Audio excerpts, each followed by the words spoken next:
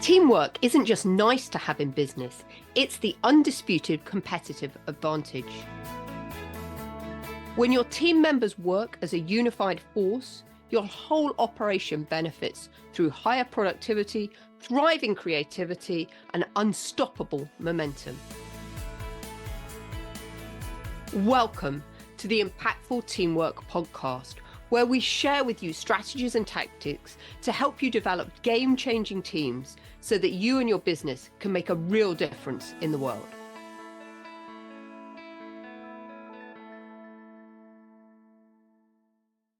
So welcome everyone to this week's edition of Impactful Teamwork. My name's Julia Felton and I'm going to be your host and guide for the next 20 to 30 minutes.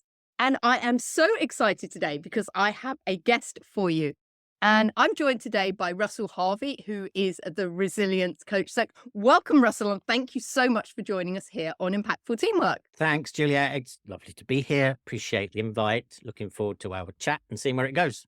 Absolutely. And for our listeners, I've known Russell on and off. We've been in the same city. He also lives up in Yorkshire, not that far away from me. So we bump into each other occasionally. And one of the things that many of you know I've been talking a lot about is about reinvention and the continual need that we need to adapt and change. And Russell is just a master in the art of resilience. So I thought he would be a great guest to bring onto the show to help us learn a bit more about resilience and how it's just a required attribute in the world that we live in today. So Russell, why don't you just start us off with a little bit about how you define resilience? Because I know that there's kind of a lot of definitions and different people might be seeing different things. So where do you start when you think about the topic of resilience?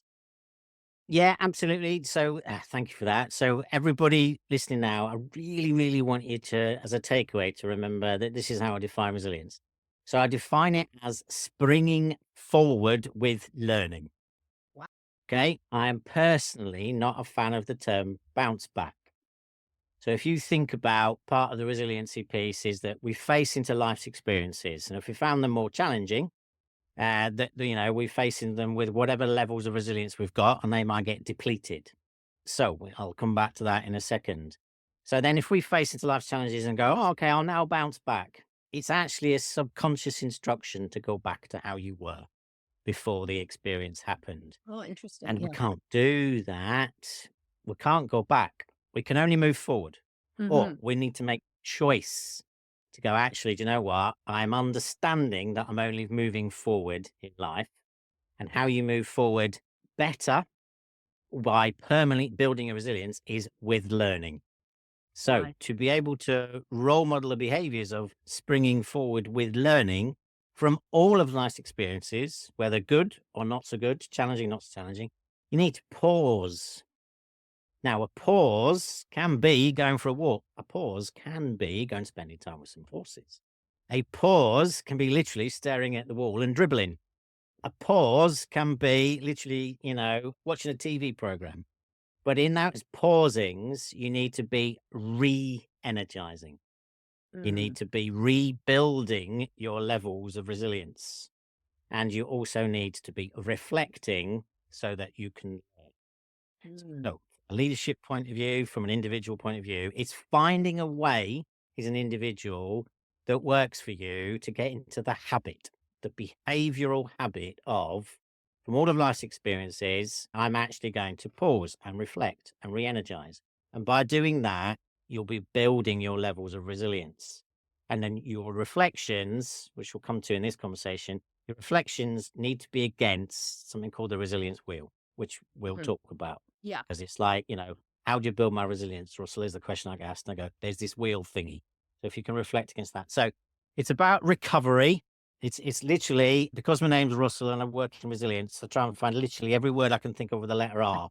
So it is about recovery, genuinely. It is about re-energizing, and it is about reflecting. It just happens to be the case against these set of things. So springing forward with learning is what I would like people to really think about when in relation to resilience. And I really love that, because I know I've been guilty in the past about talking about resilience as bouncing back. And you make such a Well, great point there that, everything we've got to move forward. We always talk about energy on this podcast and, regulating the amount of energy. There's no such thing as time management. All we've got is energy management, right? How do we manage perfect. our energy?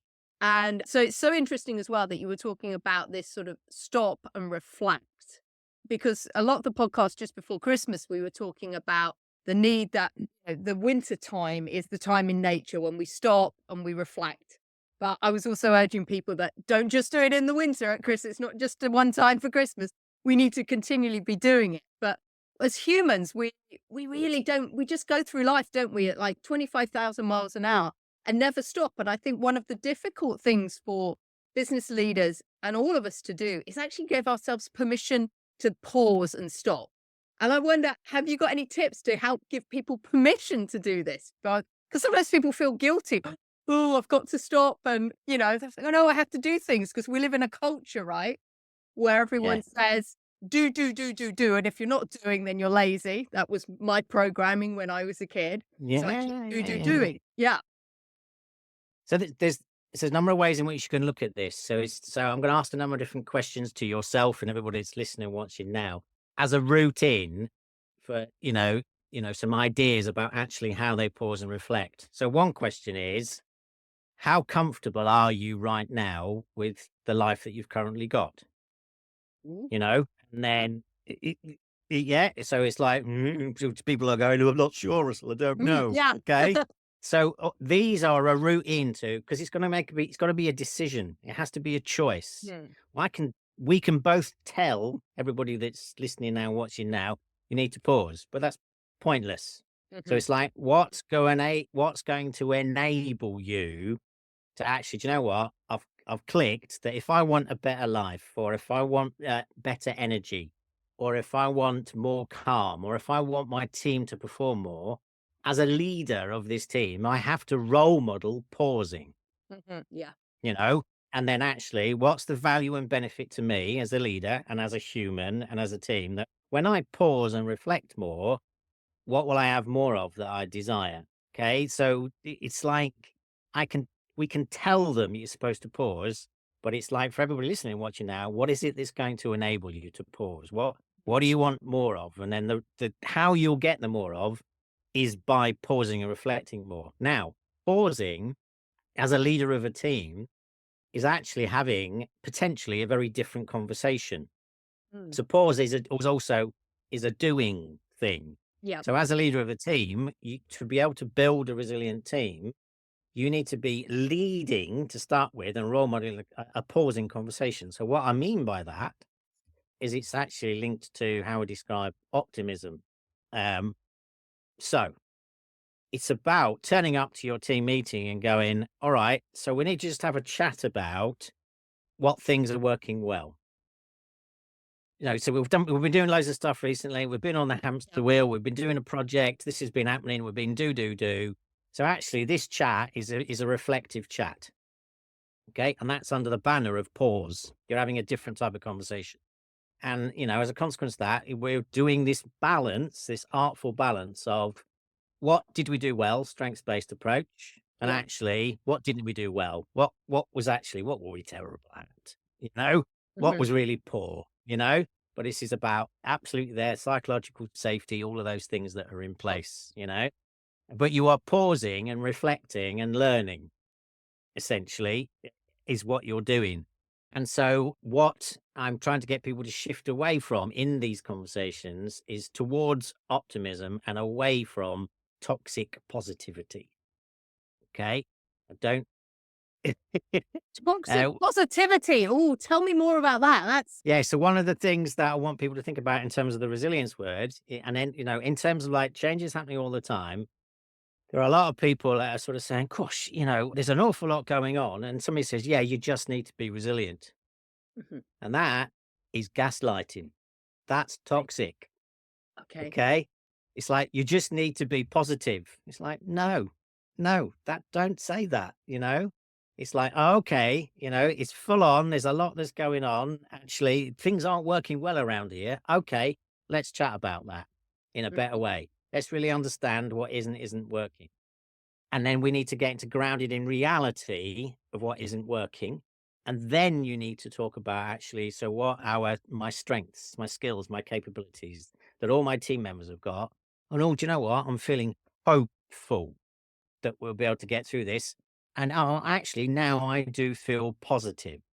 Mhm. So your route to feeling positive is not to just turn around and go, you just need to be positive, you just need to be resilient, Yeah. because that just doesn't help. It doesn't help at all in any way, shape, or form. So it's like anybody that's listening to this now, in terms of like how they're going to pause. Well, one of the ways in which you pause is that as a leader, you have a different type of conversation. And in those pausings, you reflect, you re energize, and you learn, and you come away and go, oh, actually, I think and feel quite differently about the situation that we're in, the challenge we're facing, and how we're going to go about it. Oh, actually, you know what? I think I'm feeling a little bit more resilient or optimistic Mm. about the future.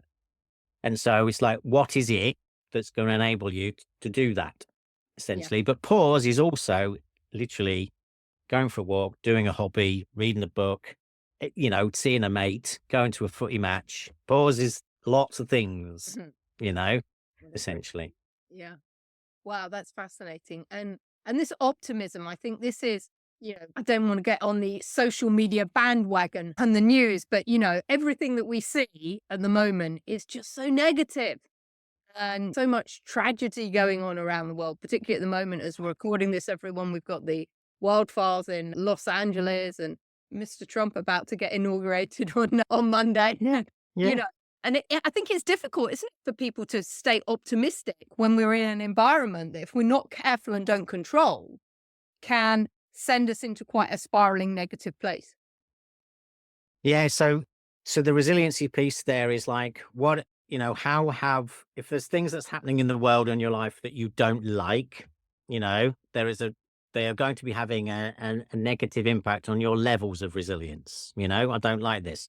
And so you have to be aware, emotional intelligence about what are the things I'm liking, I'm not liking. And if something's happened in your life that literally was challenging and difficult, you then need to engage with your resilience will to rebuild your levels of resilience. You need to recover, Mhm. essentially.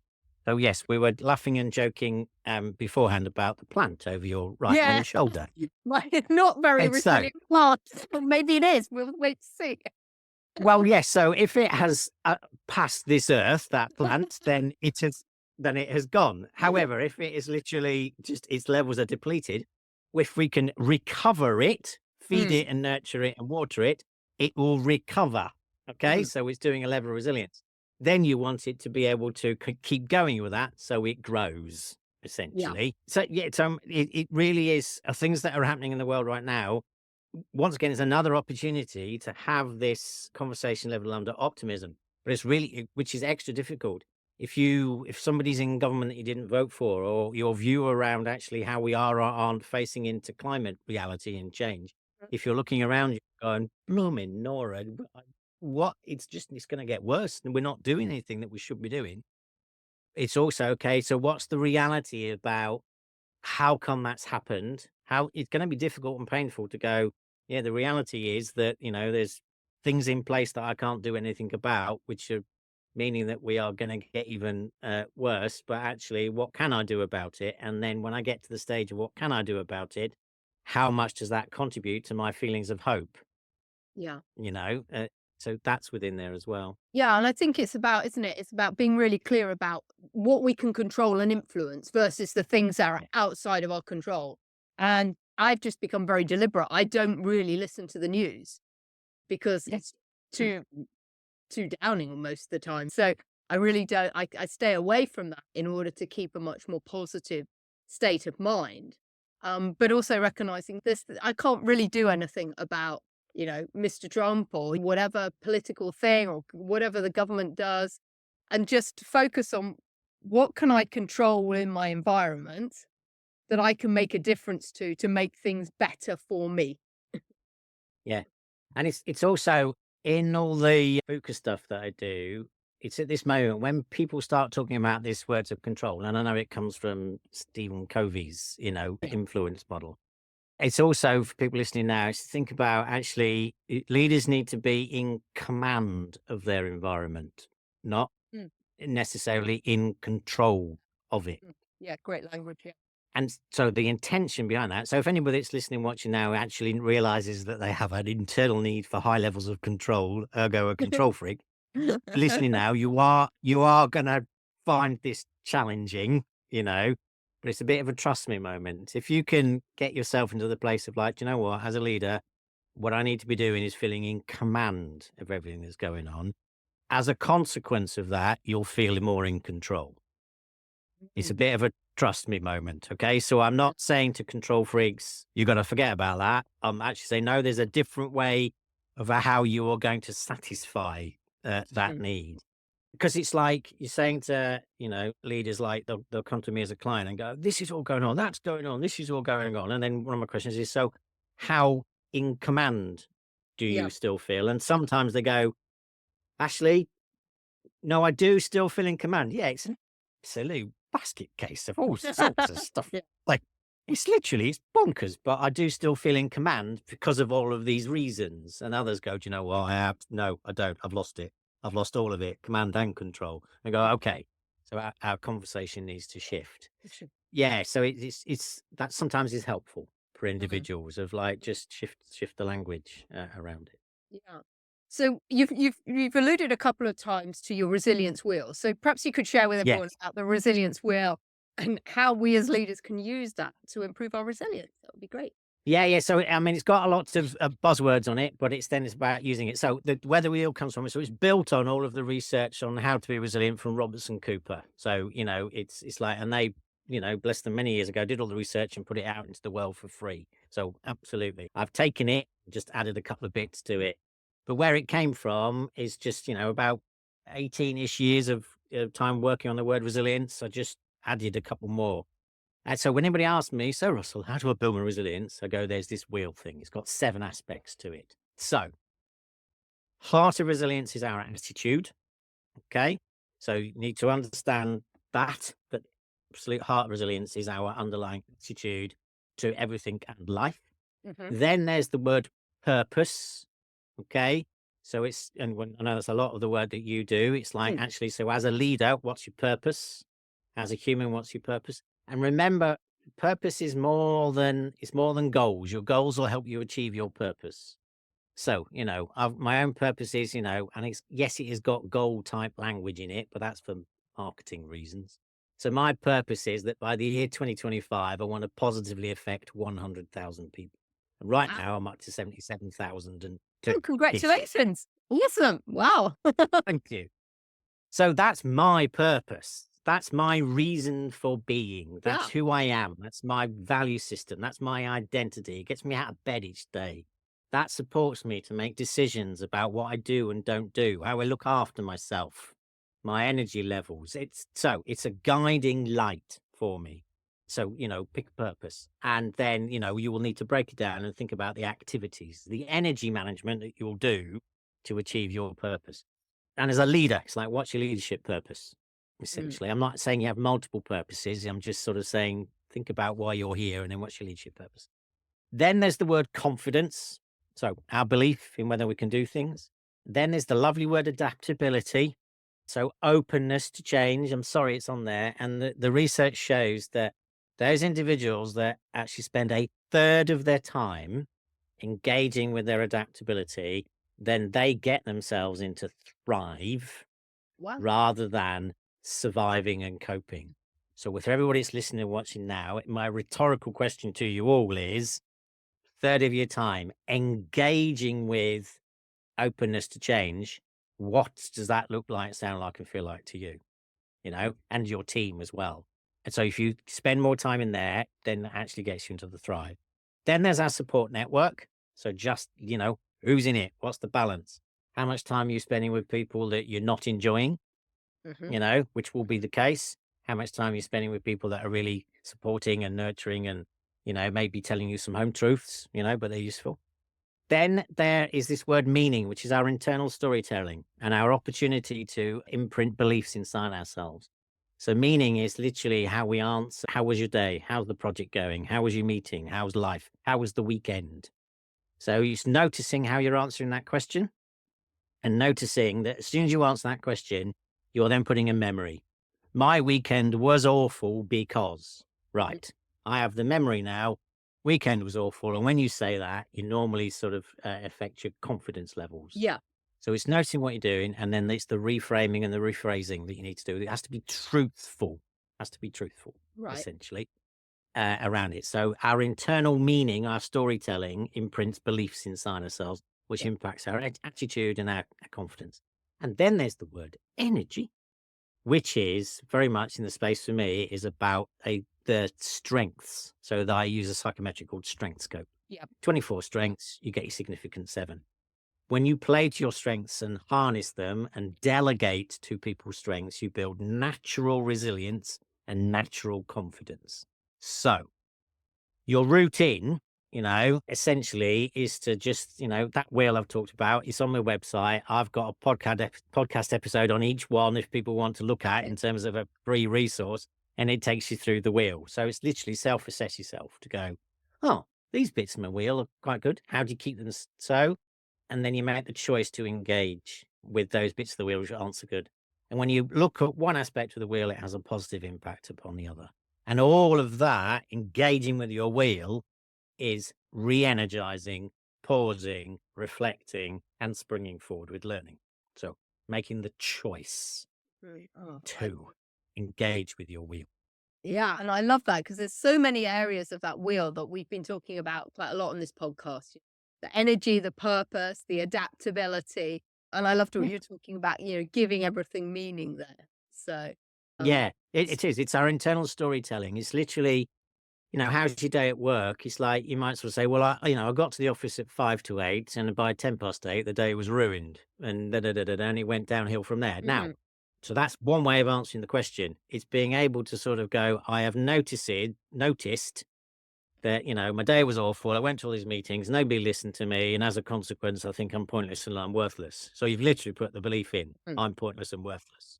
So we have to go, okay, all right, let's just take a moment and take a step back and go, can we unpick that and see if there's actually some elements in it that aren't necessarily quite like that? And then normally sometimes I go, do you know what? I was walking down the corridor at 11 o'clock and Julia came to me and she just went, are you all right, Russell?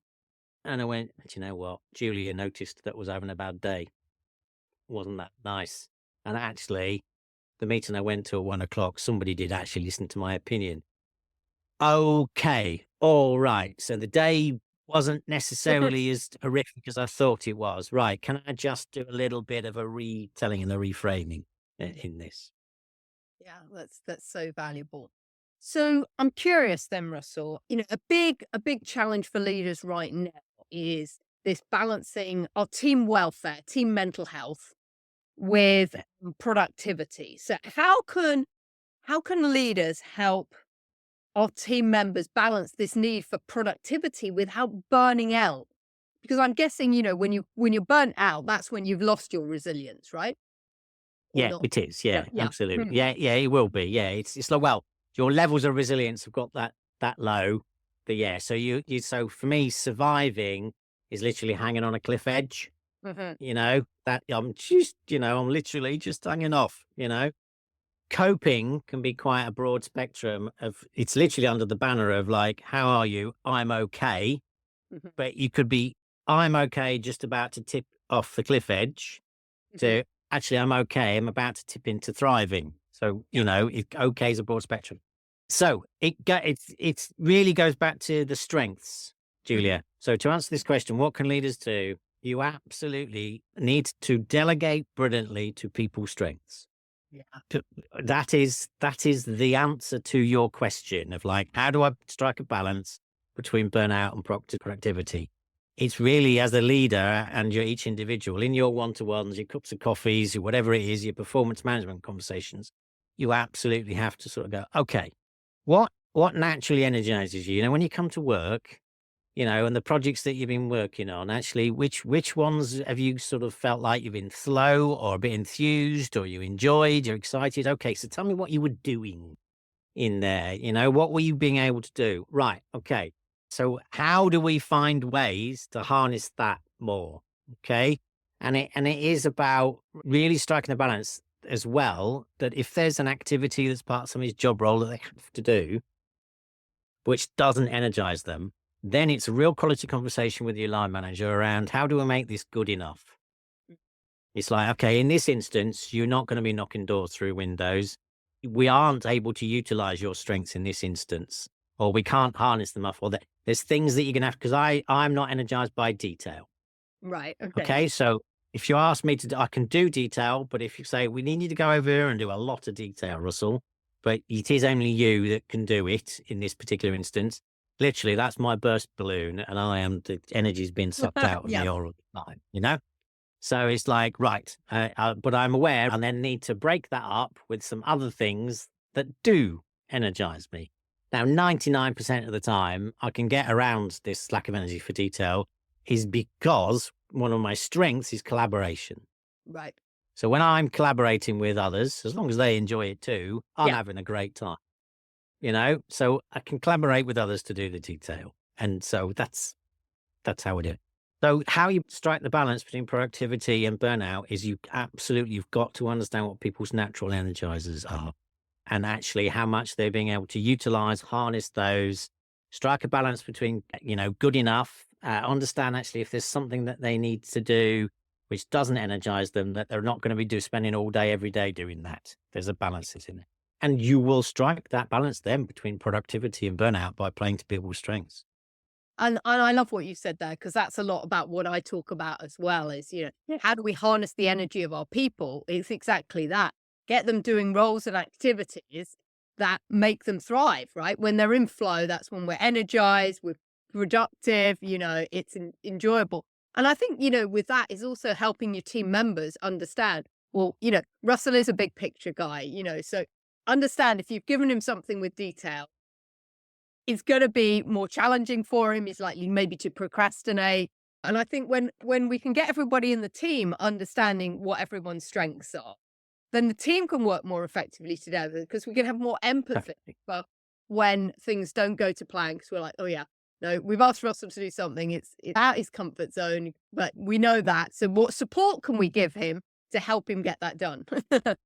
No, no. And so an activity that a line manager leader can do is like literally write down everything they do on a daily, weekly, monthly basis on a Mhm. post-it note. Yeah. And just put them in a room and get the team members in and go, right, these are all the post-it notes here. It's like, so I want you all to go grab the post-it notes that energize you. Mhm. Yeah.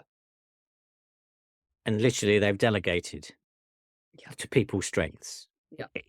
I'm being really simplistic, but that's what you Yeah. do. And I've said Yeah. we another piece of work done like a massive leadership development program and said that on everything. And literally every line manager just went, "Oh my god, that's just genius," you know. So the next bit you got to be mindful of is if the post-it notes that are left on the wall, Mhm. uh, all they do is de-energize you.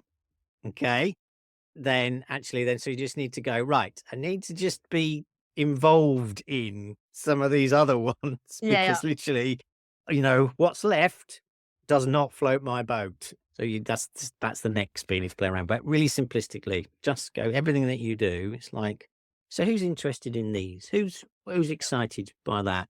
You know, it's like, right, okay, let's go have a chat about how you Yeah. can do more of that. And I think, we've become so conditioned to work on our weaknesses. And I'm much more from the camp of let's have our strengths and continue to develop our strengths. And that's not to Totally. ignore your weaknesses. But I remember when I was in the corporate world and one of my team members, she was running my data center. And every single appraisal I was telling her, Jane, you need to get better at Excel spreadsheets and being able to model on it. And, it was years afterwards I learned about strengths-based training and work. And, looking back on it now, what her zone of genius, where her strength was in galvanizing the team and getting everyone together. And I lost that great value she could give to the team because I was making her sit there, struggle through Excel. And that really is a massive light bulb moment for a lot of my clients as well. When they do their strength scope and their eyes go, oh, so these are the ones that I've got least amount of energy for. So I need to go away and work on these, don't I, Russell? And I go, no. You see these things here that you've got loads of energy for. I want you to do more of them. And they go, mind blown. Yeah. Right. He says, so we're going to come back to these, but actually, no, I just want your homework is to go away and do more of the stuff that you love doing. And they look at you and go, yeah, right. Why wouldn't you do that? Essentially. Absolutely. Okay. So one last question then. Something we talk about a lot on this podcast, Impactful Teamwork, is about the need for trust. And you Yeah. alluded to psychological safety earlier on. What do you think is the connection between trust within the team and overall levels of resilience? In other words, if there's higher levels of trust, are you typically Yeah. finding in your work higher levels of resilience within the team? I'm just kind of curious. Uh, Yes is the short answer, really. And so if you think about what's included in the environment of trust is that you understand each other, you appreciate each other's strengths, Mhm. you are aligned to a purpose, Mhm. you are playing your role, you understand where you fit in and where you add value. You know that people appreciate who you are and got your best interests at heart. So, when something comes along where it's an extreme challenge, when you think you are needing, oh, you need to be resilient now there because it's an extreme challenge, it's not the only circumstances. But then if your underlying principle is that I know that these people have got my back, it, Mm. you're just going to go straight into it in a very, very different approach and a suite of behaviors, an attitude and a mindset. And you're going to be more open and more curious about actually what's working well. You'll be able to role model this optimism conversation to go, Yeah. oh, okay, this challenge has come along, and actually, do you know what? I'm in a trusting environment, so I'm comfortable to sort of say, oh God, can I just share with everybody? I am frightened to death right now. Yeah. You know, this is properly, gosh, this is right. I didn't realize that, but you can say it and it'll be okay because you trust the colleagues that are around you. And people will listen and hear that and go, okay, right, let's just check in on that. Anybody else getting some worry bees around this? And I was going, yeah, I wasn't sure about how we were going to tackle this one. It's like, okay, so let's have the real conversation about how we think and feel about it. Let's remind ourselves of our past experiences, our current levels of resilience, and what we're good at around the resiliency piece. And actually, do you know what? Let's rekindle the hope, Mm. the real hope, the genuine hope, around this. So it's think about the environment that trust creates, and trust, it means that you will be more resilient. Excellent. Wow, Russell, I want to thank you so much for your time today and all those gems of wisdom that you've been sharing with us and the listeners My about pleasure. how to build resilience. Where's the best way and how can people get in contact with you to find out more about the resilience wheel? And, if they wanted to work with you, what's the So best way? it's literally it's the website. So they're behind me for people that are watching. So for people listening, it's all the W's dot theresiliencecoach.co.uk. So the resilience coach is who I am essentially, and that's how you find us. LinkedIn, social media, and so you can go on the website.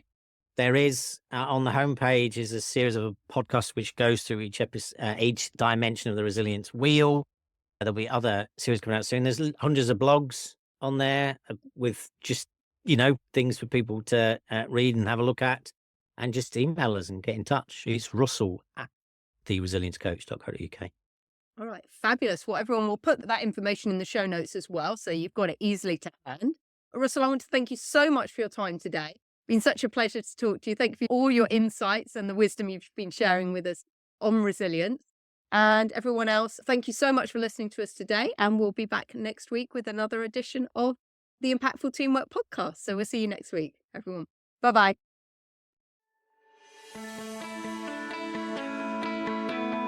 Thanks for listening to the Impactful Teamwork podcast.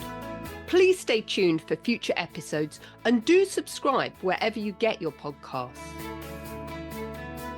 If you've enjoyed this episode, please leave a rating on your favourite platform. Recommendations are essential for attracting new listeners.